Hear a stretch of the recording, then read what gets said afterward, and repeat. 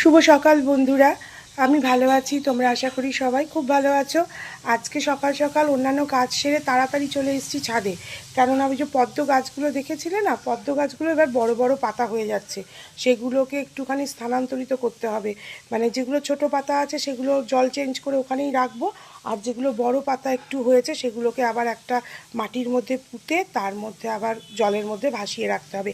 চলো দেখাই তোমাদের কি করেছি। এই দেখো, দেখতে পাচ্ছ এই পাতাগুলো ছোট ছোট আছে, এই জলটা চেঞ্জ করে পরিষ্কার করলাম।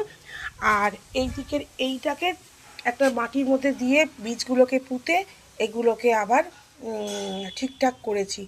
আর অন্যান্য গাছগুলো দেখো, ফুল ধরছে কিন্তু কেন যে ফল হচ্ছে না বুঝতে পারছি না। এই দিকের গাছগুলোকেও এখন সব শিফট করতে হবে।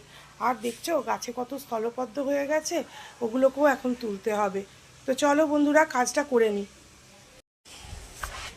গাছগুলোকে এদিক থেকে ওদিক, ওদিক থেকে সেদিক করছি, গাছগুলো পুরো জ্বলে যাচ্ছে। তাই দেখো গাছগুলোকে আবার ওই সাইড থেকে এই সাইডে একটু ছাওয়ার মধ্যে আনলাম, কারণ এখন দেখছি প্রত্যেকটা গাছই নষ্ট হয়ে যাচ্ছে। মনটা খুব খারাপ হয়ে গেছে দেখে, তোমাদেরকেও দেখাচ্ছি। দেখো, এই দেখো গাছগুলো ওই দিকে ছিল প্রচণ্ড চড়া রোদের মধ্যে, আর সকালের দিকে এখন ভালোই রোদ হচ্ছে, এই জন্য গাছগুলোকে সব এইদিকে নিয়ে চলে আসলাম।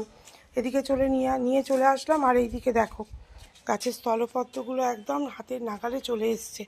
এই স্থলপদ্মগুলো এখন মা পুজো করতে উঠবে, তারপরে তুলবে মা। এই হয়েছে ব্যাপার। তো চলো বন্ধুরা, আগে আমি গাছগুলোকে শিফট করে নিই, তারপরে আবার নিচে গিয়ে অন্যান্য সব কাজ করব।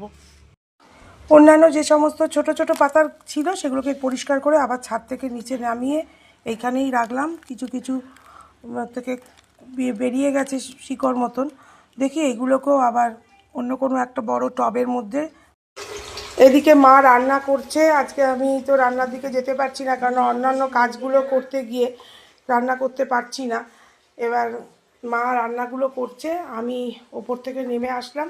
এবার একটু ফ্রেশ হয়ে নিই, ফ্রেশ হয়ে নিয়ে তারপরে আবার কাজে বসতে হবে। কারণ কিছু কাজ দায়িত্ব নিয়েছি, দায়িত্বের মতন করে পালন করাটাই মনে হয় ভালো।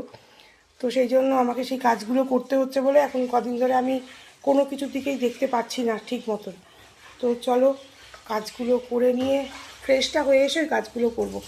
মা তারপরে আমি একটু কিছু খেয়ে নেবো, বুঝেছো? তো এই হয়েছে ব্যাপার। দেখি আর কি করা যায় না যায় করে স্নান করতে চলে যাব, স্নান করে ফ্রেশ হয়ে তোমাদের সামনে আবার আসছি।